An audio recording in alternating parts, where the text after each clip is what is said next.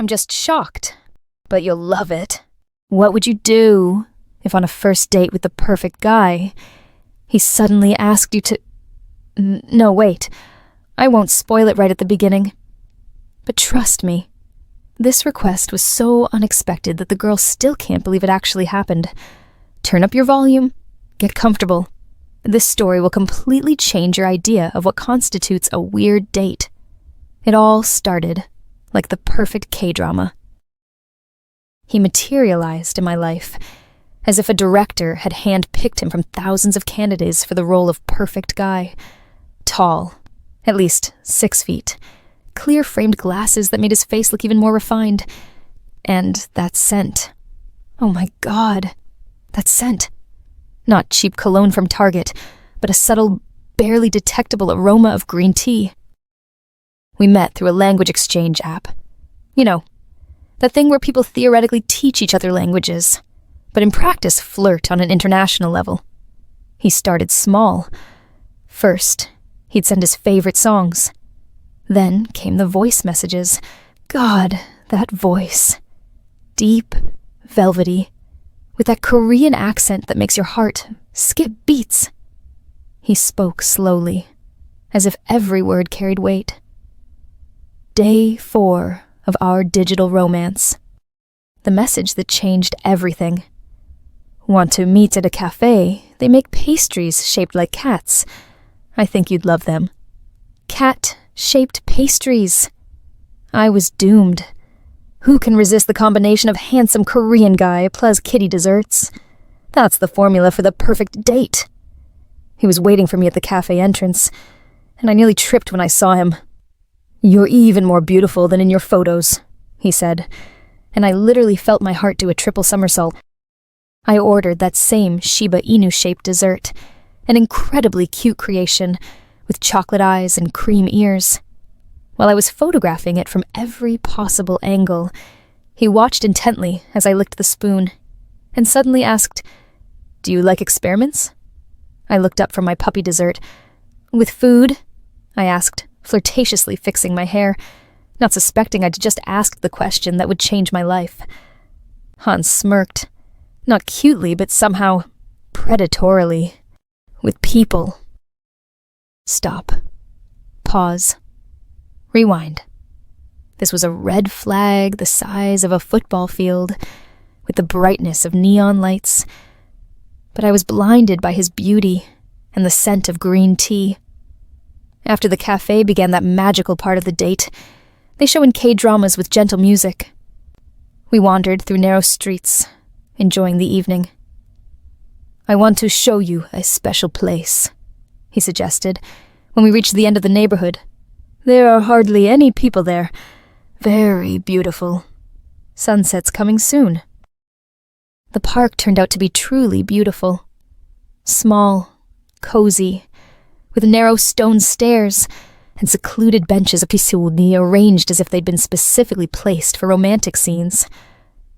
The sun was slowly melting on the horizon, painting the sky in shades of pink and gold. I felt like the main character of a romantic K-drama, the one who's about to get her long-awaited kiss at sunset.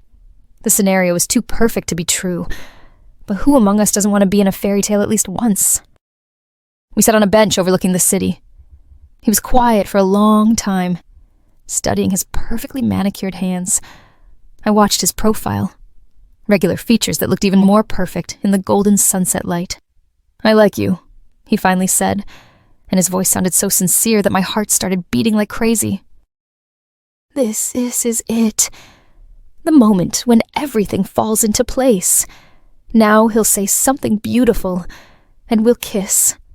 And tomorrow, I'll tell my girlfriends about the most romantic date in human history. The universe seemed to have decided to film its own version of a Korean drama starring me. I want to ask you for something, he continued, and notes of nervousness appeared in his voice. It's a bit strange. My inner intuition, which had been peacefully dozing until now, stirred like a cat suddenly awakened from a sweet dream. Something was wrong. Something very wrong. He cleared his throat, officially, solemnly, like a politician before an important announcement. He straightened his back, looked me straight in the eyes. His face took on that serious expression men usually use when they're about to propose. Oh, God, is he really about to? Please, could you kick me in the balls? Silence. Time stopped. Birds stopped singing. The wind froze. Even the sun seemed to slow down on its path to the horizon to get a better look at this surreal scene. My brain crashed like an old computer that couldn't process an overly complex program. Rebooting didn't help. System not responding. Sorry, what? I squeezed out, blinking like an owl suddenly blinded by headlights. Kick me. In the bowls, he repeated. He said it so calmly, as if asking me to pass the salt, or inquiring about the weather forecast. I even looked around. Maybe I'd misheard. Maybe there was someone else sitting nearby who could explain the sudden transition from romance to this. Are you serious? I asked with the intonation of an archaeologist who just found an iPhone in a Joseon Dynasty tomb.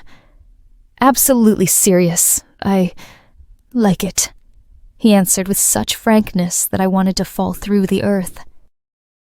But why did you think this was appropriate? Here? Now? My voice trembled with a mixture of amazement and confusion. Because I really like you. And I want to be honest with you. His voice sounded sincere, and that was even scarier than if he'd been joking. He stood up from the bench and solemnly spread his legs shoulder-width apart, like a soldier, preparing for an important military operation, or like a samurai before a decisive battle.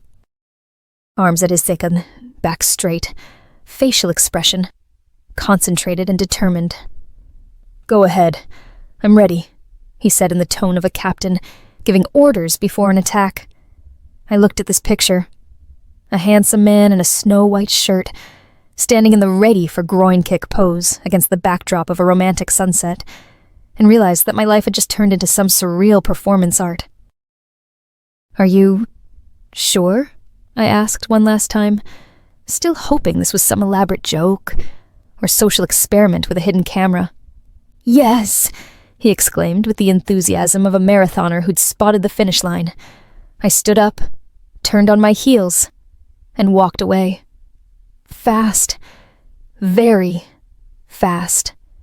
As fast as if I were being chased by the ghost of shattered illusions. He didn't call out. Didn't chase me. Didn't shout. He just stood there in his combat stance, a samurai on the lawn, ready for a battle that would never happen. At home, I first blocked him on every possible app. Then, I ordered a huge portion of jjajangmyeon, that Korean black bean noodle dish that heals all emotional wounds. I sat on the windowsill with my bowl of noodles and spent half the evening laughing hysterically, to tears, then spent the other half crying. It was the collapse of an illusion of epic proportions. I was a naive fool who thought, if a person listens to piano music in the rain, wears perfectly white shirts, and smells like expensive green tea, he couldn't possibly suggest aiming for his symbols of masculinity on the very first evening of meeting. And then you realize that K-dramas are beautiful fiction, and life is theater of the absurd, where you don't know your role. Now let's vote in the comments. Option A. The girl did the right thing by running away. Option B. She should have at least asked for details. Option C.